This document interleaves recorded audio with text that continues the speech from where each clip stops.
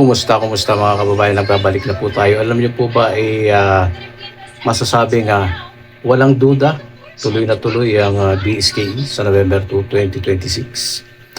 Marami pa rin mga haka-haka, marami pa rin sabi-sabi, marami pa rin paniniwala na ipopospone ito. Pero pakikinggan po muna natin ang mga pahayag o yung mga sinabi ni COMELEC Chairman Erwin Garcia. Ano sa ganun inyong mapagnilay-nilay na talaga namang walang duda tuloy ang BSK. Pakinggan po natin itong isang isa sa kanyang interview. Yung commission elections na sa ating pong Pangulo na baka pwede madeklara na walang pasok ang November 3 din. Kasi kung ang November 1 ay undas, mag-uuwi ang mga kababayan natin. Pero kung may pasok po kasi kaagad ang November 3, baka po kasi magluwasan kaagad yung mga kababayan natin umuwi sa mga probinsya ng November 2 at hindi na makaboto. November 3 ay wala rin pasok. At least kahit lumuwas sila ng November 3 na, papuntang Maynila o papunta sa mga lugar na doon sila nagtatrabaho o doon sila pansamantalang nakatira, kahit paano po, safe tayo na ang November 2 makakaboto yung mga kababayan. So yun yung isa, meron pang isa. No? Ito muna, sabi dito ni Chairman ng COMELEC, hihilingin sa Presidente kay PBBM na kung maaari, wala na rin daw pasok ang November 3. Sa ganun, yung mga uuwi, yung babalik, hindi sila mahihirapan.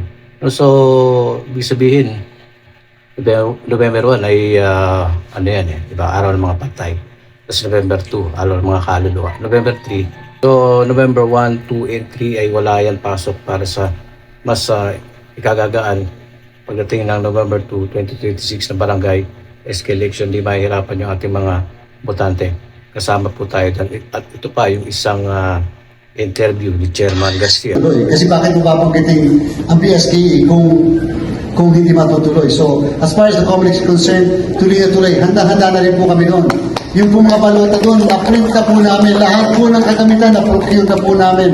Lahat po doon. Doon po, mas mataas ng preparasyon na namin doon. Kasi po, ilang beses na rin yun eh. Diba? So, wala na pong duda at this point. Tingnan po natin yung development. Kasi nga po, kabubukas lang ng Kongreso muli. And therefore, may mga posibilidad na may mga bills na mapapahid dyan. Mo-monitor mabuti ni COMELEC yan kung ano ang mga magiging hakbang. Pero sa part namin, hanggat wala po tayong order, decision, batas, tuloy po tayo. November pa naman po yan. In fact, ang inyong COMELEC ay magre-request kay Pangulo na ang November 3 ay ipadeklara walang pasok. Kasi November 1, sa mga Katoliko, yan po ay undas. November 2, baka magluwasan ang mga kababayan natin umuwi sa probinsya. Pag nagluwasan na yan, hindi na makakaboto. Dapat, pati November 2 walang pasok, para luluwas na lang sila November 3. So yun po gagawin namin para ipakita lang na ganun po ang COMELEC sigurado na magkakaroon ng halalan. Binigyan na rin po kami ng Presidente ng po ang Armed Forces, PNP, and other security forces sa COMELEC para bilang paghanda. Declare din po na walang pasok ang November 2 na. So, yan na po yung mga bagay leading to the conduct of the election. Klaro. Wala na pong pasok ng November 1, November 2, and November 3. Ayan ang pahayag. Ito yung mga huling interview ni Chairman Garcia, no? Mga binanggit niya, walang duda, tuloy ang BSKE, walang bagong batas para ito ay mapospone. Sabi ko nga, yung mga naririnig nyo, may mga sabi-sabi lang, haka-haka. At yung pinalano na pag-file, no, ng postponement ni Senadora Amy Marcos, wala naman po nangyari. Hindi naman po umusad. So, wala pong bisa yun. Napakasimple lang naman hanggat walang bagong batas, wala. Ang masusunod ay yung umiiral na batas, mandato na dapat po susundin ng COMELEC. At yan na nga, inayos na Kumbaga, nakatakda na.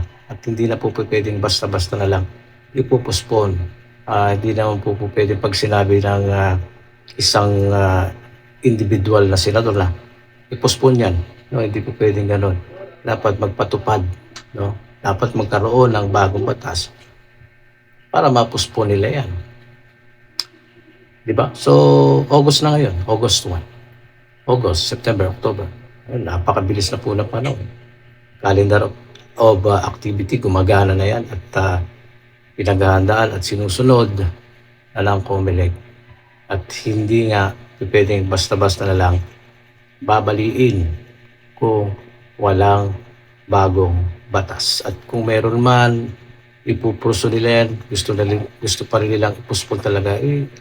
Sabi ko nga nung nakaraan, dapat nung una pa lang, talagang pinus na nila ng pinus yan. Di ba?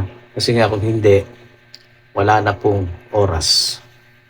No, kahit ipustro pa nila yan, simulan nila ngayong araw na to, hindi na po kakayanin yan. Wala na pong oras yan. Okay, so November 2, kita-kits tayo. BSKE 2026. Share ang video, subscribe. Hanggang dito na lang. Hintay tayo ng mga update. Maraming salamat. God bless.